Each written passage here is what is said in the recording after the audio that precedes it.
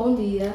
Bom dia. Começamos mais um Jornal Ambiental com dados de um estudo realizado na Universidade Federal de Sergipe no período de 2007 a 2021 que revelam que houve um total de 140.643 casos de intoxicação por agrotóxicos no Brasil, sendo destes 31.190 no Nordeste e 960 no estado de Sergipe. E a situação tende a se agravar. Segundo dados do Ministério da Agricultura, 1.530 novos pesticidas foram aprovados no país entre 2019 e 2021. Alguns deles proibidos em outros países devido à alta toxicidade. Além disso, estima-se que para cada caso registrado de intoxicação por pesticidas, há cerca de 50 subnotificações. Sabendo que a região Nordeste é a terceira mais afetada por esse problema e tendo em vista a grande utilização no meio rural, como também no meio doméstico no estado, fomos entrevistar 2 agricultores na cidade de Campo do Brito a fim de entender melhor essa problemática. Bom dia para vocês, meninas do estúdio, e bom dia para todos vocês que estão nos assistindo. E hoje nós estamos aqui na região agreste do estado de Sergipe, no município de Campo do Brito, povoado Tabua. Vamos conversar um pouquinho com a agricultora da região. O nome dela é Adeildes e ela faz uso da agricultura há mais ou menos 40 anos, aí durante a sua vida toda, praticamente. Adeildes, bom dia primeiramente. Bom dia. Como é que você está? Tudo bem? Tudo bem, graças a Deus. Então, hoje a gente está fazendo perguntas para as pessoas, para os agricultores daqui da região. E a primeira pergunta que eu gostaria de fazer para a senhora é: o que é que a senhora cultiva nas suas terras? Eu cultivo a mandioca, milho, feijão. E assim, essas culturas, a mandioca para vender, né? Mas o feijão, o milho, assim, por uso em casa mesmo. E mais outras coisas assim, mais simples, tanto quiabinho, batata, essas coisas assim para o cultivo pessoal. Então, a senhora tem mais ou menos quantas tarefas de terra? Entre tudo eu tenho 4 tarefas. 4 tarefas, né? Adeildes, nas suas plantações, você costuma utilizar agrotóxicos, pesticidas ou alguma coisa desse gênero? Não, eu particularmente não gosto de usar assim, veneno. Eu só uso o veneno de comida, porque esse aqui não tem como a gente não usar. Mas assim, veneno para mata-mato, eu sou aquela pessoa que trabalha mais manualmente, porque eu não gosto. Eu tenho muito receio assim, de pelejar com esse tipo de veneno. Eu já vi muitas coisas acontecer e eu particularmente não gosto de usar. Alguém na sua família, esposo ou filhos, utiliza esses tipos de pesticidas, de agrotóxicos? Não, a gente agora não usa mais não. Mas meu marido, há 20 anos atrás, ele usou, foi trabalhar no terreno de uma pessoa aqui de vizinho, e ele usou, e ele acabou, não estava com os equipamentos de segurança corretos, e ele acabou perdendo o olho, porque caiu o veneno dentro do olho dele. Pronto, Adeildes. E você falou que utiliza remédios para matar formigas, né? Quando você faz uso desses agrotóxicos, pesticidas, você utiliza alguns EPIs? Você até mencionou um pouco. Você utiliza? Quais as técnicas que você utiliza para manusear? Eu uso assim daquele mais fraquinho, que é aquele de carocínio, e a gente coloca diretamente no buraco da comida. E eu uso muito. Só isso. Só isso, né? Sabe dizer se seu marido, quando ele fazia o uso, ele utilizava esses EPIs? Não, foi justamente por isso, né? Porque as pessoas por aqui usam veneno, usando um pano amarrado na cara, sem estar com os equipamentos corretos.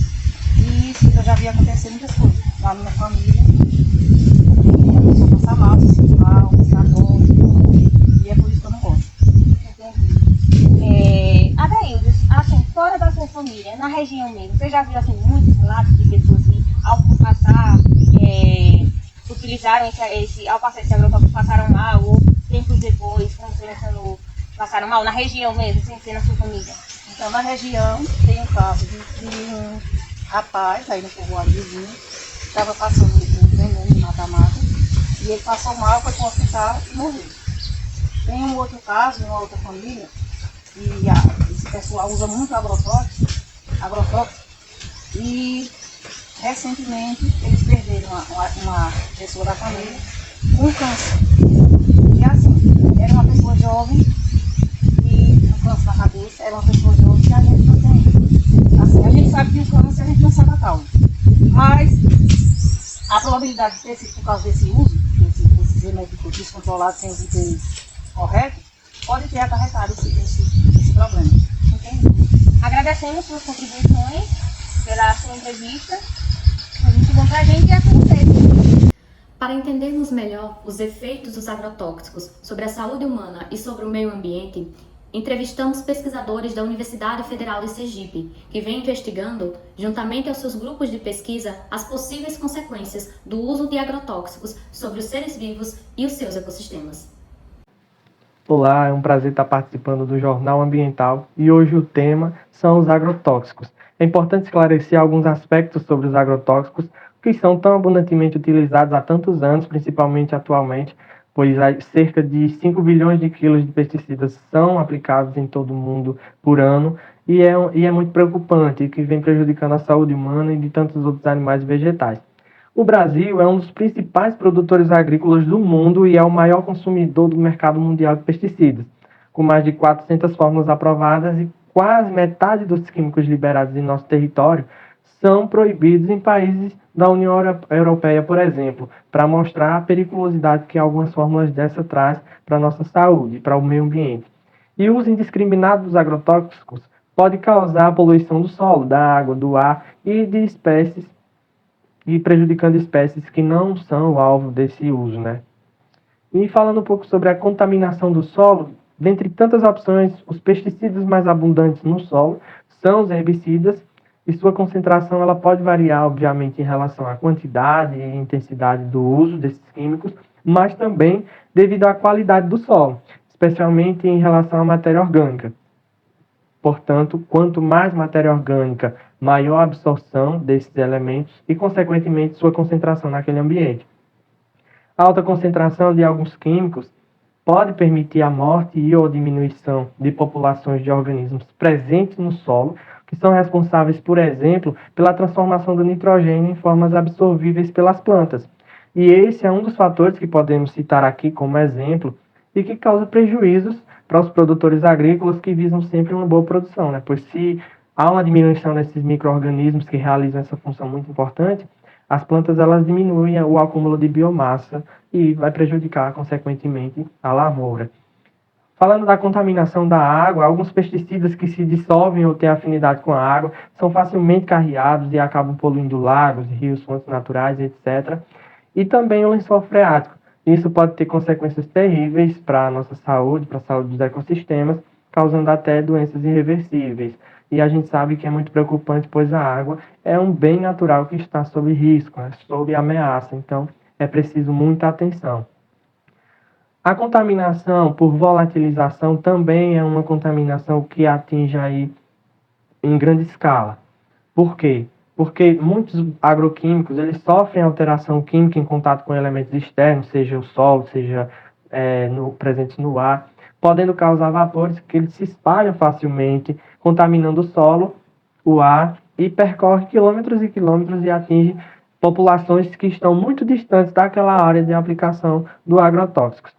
E isso potencializa ainda mais as doenças e prejudica até a produção de sementes das plantas e a reprodução dos organismos, como também os insetos benéficos que estão presentes ali naquela área atingida. E eu trazendo aqui uma alternativa aos agrotóxicos, é a utilização dos bioinsumos. O que são? São produtos elaborados à base de bactérias, fungos, vírus e nematóides, por exemplo, que tem uma diferença entre eles e os agrotóxicos. E qual é essa diferença, né? Os agrotóxicos eles têm princípios ativos químicos extremamente tóxicos aos organismos-alvo, mas muitas vezes tóxicos a diversos outros organismos, incluídos no ecossistema, como já citado. Já o controle de produto biológico ele tende a ser mais específico. Ele não tem um princípio ativo, e sim um agente de controle biológico. Esse agente é um organismo vivo que vai ser utilizado para controlar outro organismo vivo que está causando o problema. Se há, por exemplo, um inseto em desbalanço populacional dentro de uma área e usa-se um organismo de controle biológico, por exemplo, um fungo, esse fungo vai, se for um patógeno daquele inseto, vai causar uma doença naquela população de insetos e vai acabar com aquela praga ali naquele momento, já sanando a necessidade daquele agricultor. E existem outras milhares de alternativas, mas que não são tão disseminadas quanto o uso dos agrotóxicos. E termino aqui minha fala e agradeço a participação aqui no Jornal Ambiental. Estou aqui com a Dilce, faz parte do Laboratório de Neurobiologia Comportamental e Evolutiva da Universidade Federal de Sergipe, campus Itabaiana. E eu gostaria de saber de você, Adilson, qual é o perfil sociodemográfico das pessoas que são mais acometidas por intoxicação de agrotóxicos aqui no estado de Sergipe? Bom, Dayara, foi realizada uma pesquisa e constatou-se que a maioria dos casos foi notificado em pessoas entre 20 e 39 anos de idade, ou seja, né, em adultos ativos. Com relação ao sexo, mais da metade era do sexo feminino.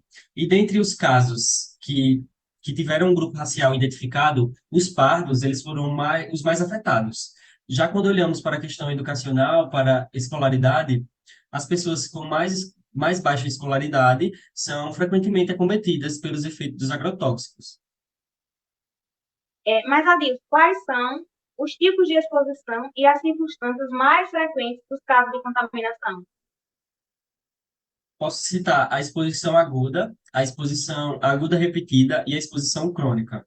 Já quando se refere à questão das circunstâncias, tem-se, por exemplo, tentativas de suicídio, seguidas de intoxicação por uso acidental, por uso habitual, e também o envenenamento ambiental. Sabemos que existem diversas categorias de agrotóxicos. Dessas categorias que existem, quais é a mais comum associada a essa contaminação aqui no estado? Em ordem de frequência, tem-se o raticida, que é o veneno para rato, seguindo aí pelos pesticidas agrícolas, que englobam, né, os fungicidas, os inseticidas e também os herbicidas, os pesticidas domésticos e os pesticidas de saúde pública. Entendi, Adilson. E sobre os impactos desses agrotóxicos na saúde, quais são os principais impactos? São diversos, e os estudos eles apontam aí uma associação, né, uma ponte entre os agrotóxicos, né, que são expostos, né, à exposição aos agrotóxicos, com o surgimento, por exemplo, de cânceres, a degeneração do sistema endócrino, além de causar, por exemplo, infertilidade e impotência sexual masculina, a malformações congênitas, também o aumento aí de doenças neurodegenerativas, como o Parkinson. E entre os efeitos agudos, eu posso citar, por exemplo, convulsões, fadigas, problemas cardiovasculares, dores de cabeça, vômito, fraqueza muscular e até surtos psicóticos. Então, são diversos. Realmente são muitos mesmo, Adilson. Mas, Adilson, sobre as pessoas que estão mais afetadas, é somente as pessoas que têm contato direto com esses agrotóxicos, tipo os agricultores que passam, ou é de modo geral? De forma alguma, Dayana. Muitos dos nossos alimentos, como frutas, verduras e legumes, eles acabam retendo, né, os agrotóxicos em seus tecidos. Então, acaba tornando eles suscetíveis, né, aos efeitos dessas substâncias, mesmo que seja aí de uma forma indireta. Entendi. Então, não tem ninguém livre de se contaminar por esse composto químico, por esses agrotóxicos, né? Agradeço, Adilson, pela sua disponibilidade de vir aqui falar um pouquinho com a gente sobre esse assunto que é de extrema importância, e é com vocês, meninas. Por mais que os agrotóxicos façam mal à saúde, ainda existe um custo-benefício no controle de pragas. E como visto, os agricultores são vítimas diretas desse uso. Portanto, é importante salientar como deve ser usado corretamente esses químicos. O vídeo a seguir detalha como deve ser feita essa proteção. Usar EPIs ao manusear defensivos agrícolas é lei e protege o trabalhador. Como usar os EPIs? Vista a calça. Coloque o jaleco. Calce as botas impermeáveis. Vista o avental colocando-o na frente quando preparar a cauda e nas costas quando utilizar equipamento costal, se necessário. Coloque o respirador. A viseira. E o boné touca árabe. Por último, vista as luvas.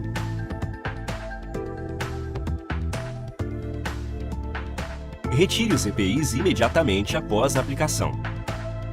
Para evitar contaminação, comece lavando as botas e as luvas. Logo após, retire o boné touca árabe, a viseira facial ou óculos. Em seguida, o avental, se for o caso. Tire o jaleco sem deixar que ele vire do avesso. Tire as botas. Em seguida, desamarre a calça e deixe ela deslizar até o chão. Tire as luvas puxando dedo por dedo. Retire o respirador. Por fim, tome banho e vista roupas limpas. Ficamos por aqui com mais um Jornal Ambiental. Até amanhã. Até lá!